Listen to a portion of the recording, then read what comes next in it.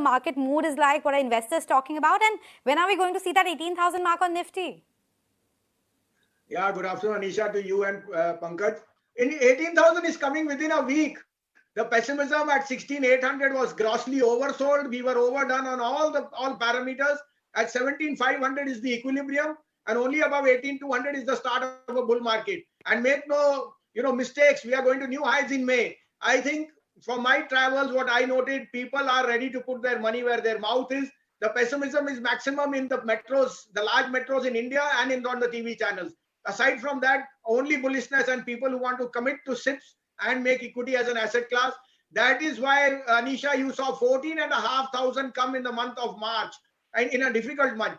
So I have no two ways that India is going to outperform, and I'm very, very optimistic. By May, we should be closer to 18,500 on the index, and more than that, stock-specific outperformance will continue.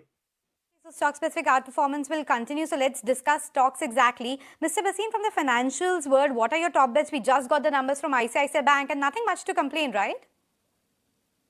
Well, Anisha, first let me tell you the outperformance. Who thought DLF and Godrej were beaten down to pulp? They'll be up 40% in a month. If you recollect, closer to January, we had given those as two of our topics. Now coming to numbers, ICICI numbers are superb. I mean, look at the gross formation, look at the lending, look at the cost of money, look at the NIMs. I think ICICI is going to 5 figures in the next maybe 2 weeks. There's no question about that. And financials across the board, whether PNB, whether Bank of Baroda, State Bank, or an IDFC First. The simple reason is bond yields are lower, inflation is lower, crude is lower, and still you are in a pessimistic mood. So you cannot have it both ways. I think banks are doing extremely well with inflation under control and the RBI being on hold. There is no two ways that net interest income margins are going to rise. Okay, so net interest margins are expected to rise from here on. But Mr. Bhasin, you also just talked about how DLF, Godrej Properties, etc. have been doing well. And Capex as a theme is something that a lot of us have been bullish about. What's the best way to play it? Is it through the likes of L&T, etc.? Is cement a better play? Both. Very good question you asked. You cannot have housing prices the way they are in DLF or where I stay in Gurgaon.